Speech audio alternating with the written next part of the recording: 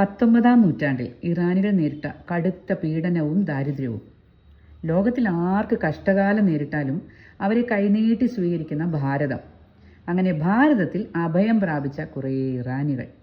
ജോലി ചെയ്യണം, ജീവിക്കണം, അറിയാവുന്ന തൊഴിൽ നല്ല ചായ ഉണ്ടാക്കൽ, നമ്മളറിയാത്ത, നമ്മൾ അതുവരെ അറിഞ്ഞിട്ടില്ലാത്ത കുറേ ചായ രുചികൾ, കൂടെ ബിസ്ക്കറ്റുകളും, പിന്നെ പ്രത്യേകം തയ്യാറാക്കിയ ബട്ടറിൽ മുങ്ങിക്കുളിച്ച പഞ്ഞി പോലത്തെ ബണ്ണും, രുചികൾ രാജാവായ ബക്ലാവയും, ഭക്ഷണത്തെ ദൈവമായി കരുതിയ ഭാരതം. ഈ രുചികളങ്ങ് ഹൃദയം കൊണ്ട് സ്വീകരിച്ചു. അങ്ങനെ ഇറാനി കഫേകൾ ബോംബെയിലും പിന്നീട് പൂനെയിലും ഹൈദരാബാദിലും ആരംഭിച്ചു.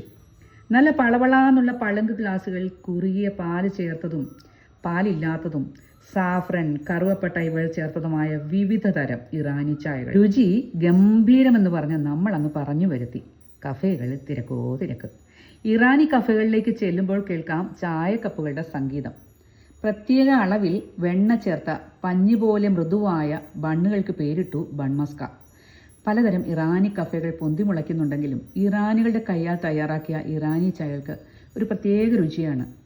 ആ രുചിയിൽ മനം മയങ്ങി കുറേ ദിവസം പൂനെയിലെ ഇറാനി കഫേയിൽ നിത്യസന്ദർശകയായ ഞാൻ. ഇറാനി ചായകളും ബൺമസ്കയും ഇറാനി ബിസ്ക്കറ്റും ബക്ലാവയും ഒതന്റിക് ടേസ്റ്റോടെ രുചിക്കണമെങ്കിൽ തീർച്ചയായും നിങ്ങൾ